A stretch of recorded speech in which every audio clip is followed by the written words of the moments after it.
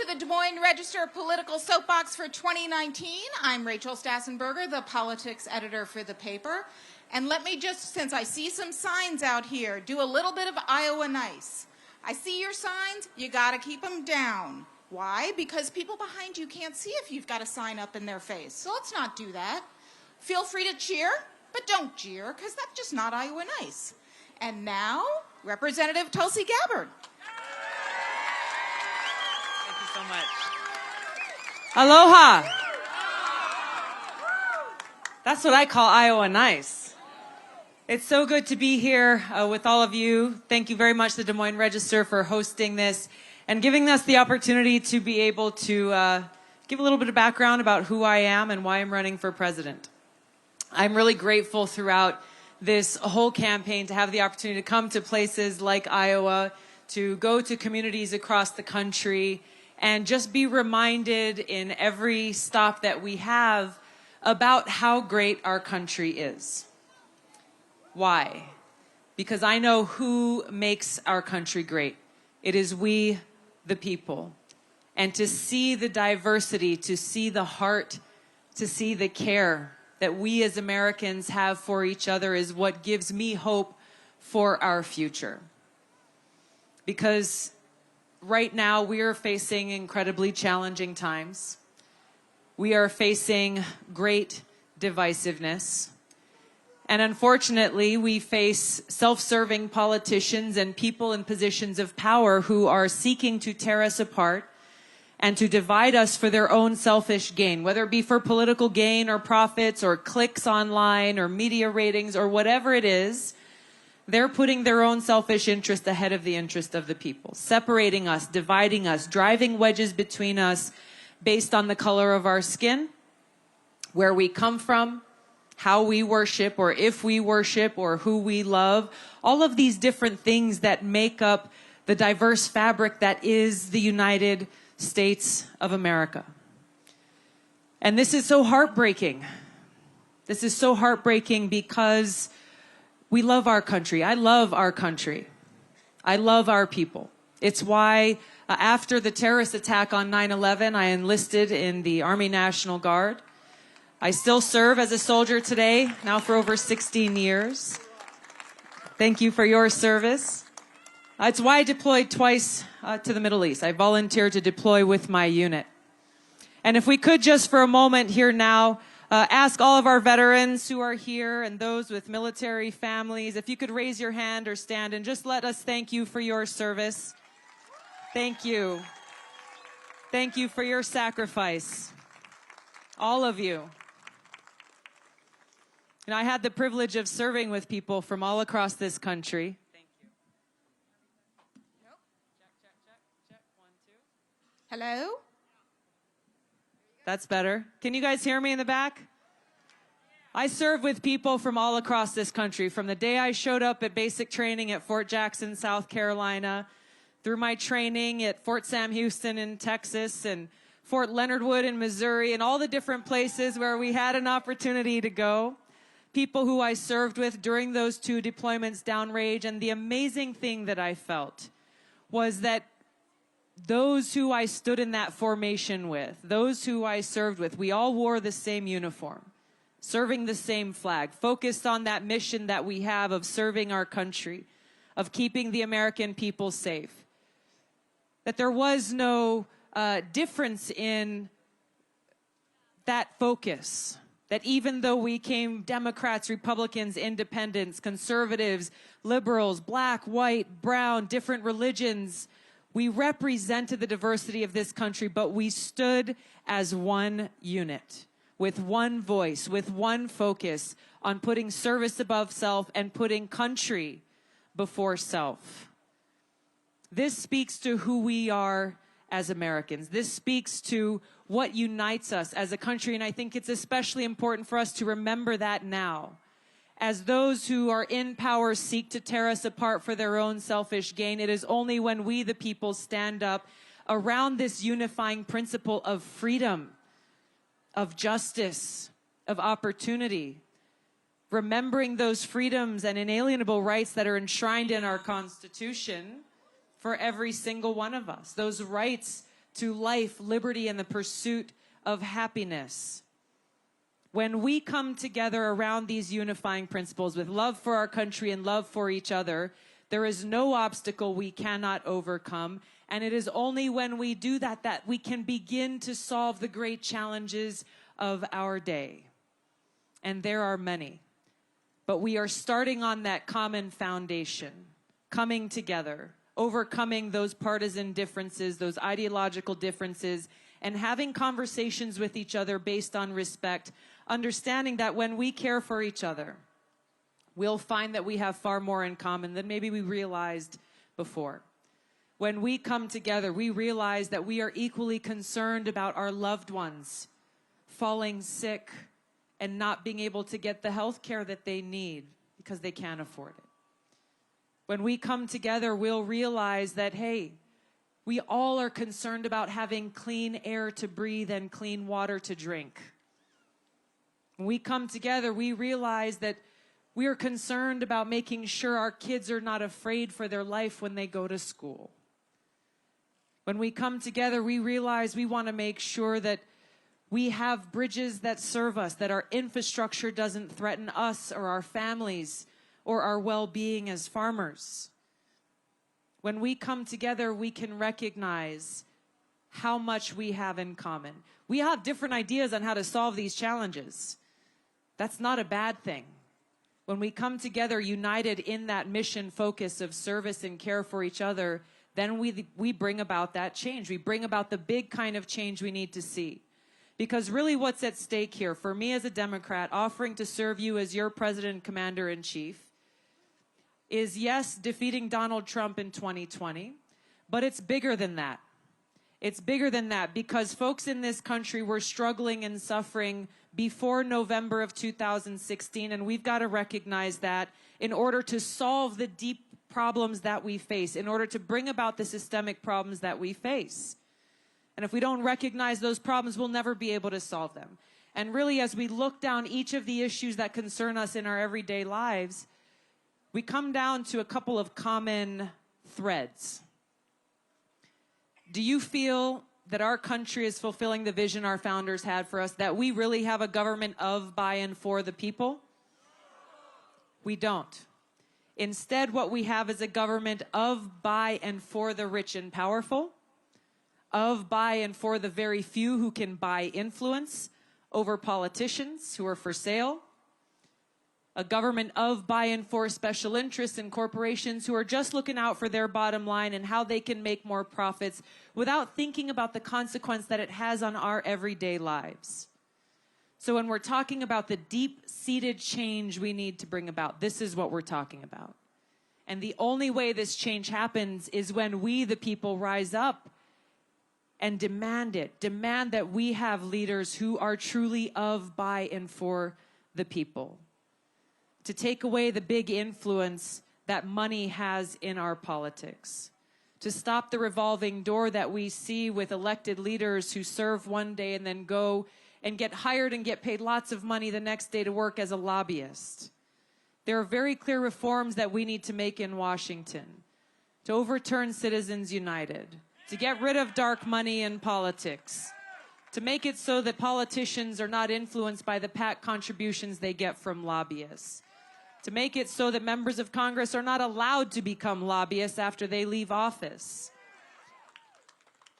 We have so much power as people. We've got to remember that. We are the ones who hire and fire the people who are elected to serve us, not the special interests, not the big corporations. They are hired to serve the people. So we've got to exercise our voices to make sure that is actually happening.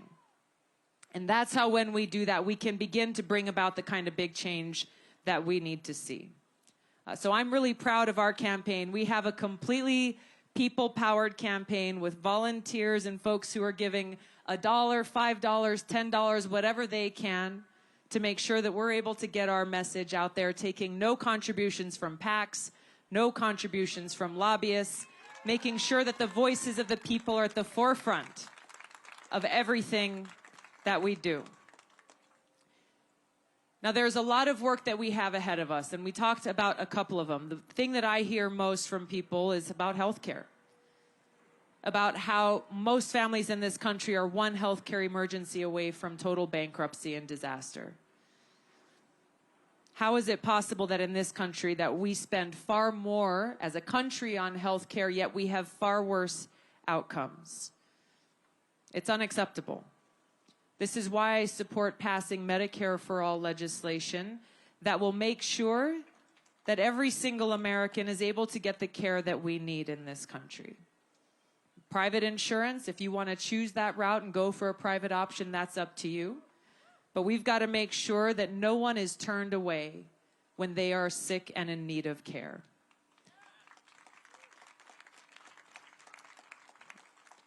This is something that's impacting all Americans. Another thing impacting all Americans is the problems posed to us by climate change. Now, sometimes when you get into these conversations in Washington, they get very political and partisan when you talk about climate change because it's become this buzzword. It's this hot topic word where you're either on one side or the other. But when you just stop for a moment and talk as people, not as partisans, but as people, then we find that we all need clean water to survive. Water is life. None of us can survive without it. We need to know that our kids and our families and their homes and communities are going to have clean air to breathe. That we want to make sure that we have a safe planet. We want to protect the homes, the land that we love, the land that we farm. This is what we're talking about when we're talking about addressing climate change, moving away from fossil fuels, investing in clean, renewable energy that is better for us, better for the planet, and better for our pocketbooks. On all fronts, we're talking about things that are important to all of us as people. So we talk about criminal justice reform. This is an area where we have bipartisan support, where people across this country are seeing their lives damaged, families being torn apart by this broken justice system, by a failed war on drugs, where people are still being thrown in prison for basic marijuana violations. This is why in Congress, I've introduced the only bipartisan bill in Congress that would finally end the federal marijuana prohibition. To begin that process, these are things that are important to all of us. We look at the opioid crisis and the epidemic and the toll that it's taking on families across the country. See how big pharma is responsible for proliferating these highly addictive drugs, cheating and lying to people about how addictive they are, where folks go to the doctor and they get a bunch of these drugs and they aren't told about the risks and the dangers that go with them. And we end up with devastation, people losing their lives, families being torn apart, people seeing their lives and their careers completely devastated, and then seeing those people who are victims of this crisis being treated as criminals. This is wrong. This is a symptom of what happens when we have a government for the few and the rich and powerful rather than a government for the people. This is why we need to invest in treatment, to make sure that we are providing those opportunities to build that path forward towards recovery and do all we can to hold Big Pharma accountable for all the damage they have done. There are so many issues that we need to address. Criminal justice reform, bringing about comprehensive immigration reform. This is something we are seeing that's happening at the border, but it's something that's affecting communities across our country. I've spoken with a lot of folks here today who are concerned about our broken legal immigration system. Why is it that Congress has done nothing? Because of hyper-partisanship. People who are more interested in the political win rather than actually solving the problem. Imagine how much we could do. Imagine how much we could do if leaders in Washington took off their political hats and just said, hey, let's sit around the table and work it out. Just like we do in our everyday lives, right? At work, at school, in our own families, you got to work it out. There is so much potential and opportunity for us to make sure that every time there's an election, you don't see the same old tired conversations happening, that we can actually begin to solve these problems. Now, there's an issue that is central to all of these that I want to bring up, and I think many of you will recognize how important it is, and that is the cost of war. The cost of war is something that we as veterans, we as service members, we as those who have loved ones who served or are serving in the military understand the high human cost of war. During my first deployment to Iraq in 2005, I served in a field medical unit. And our camp was about 40 miles north of Baghdad, and every single day I saw that heart-wrenching high human cost of war. Brothers and sisters in my unit, brothers and sisters in uniform who paid the ultimate price, who never made that trip home. Others who did, but with many coming home with both visible and invisible wounds. The terrible high cost of war. Then you also see the reality that even if you've never served in uniform, every single one of us as Americans has paid the price for war. You might not realize it, but the reality is every time politicians tell you, sorry, there's just not enough money to make sure the levees in your communities work to prevent flooding. There's just not enough money to build up our infrastructure, not enough money to make sure the water is clean, not enough money to make sure our teachers are paid what they deserve and our kids are getting a great education. Every time they tell you, sorry, there's just not enough money. The reality is these same politicians are signing off on and approving spending trillions of our taxpayer dollars on paying for these wasteful, counterproductive wars that make our country less safe.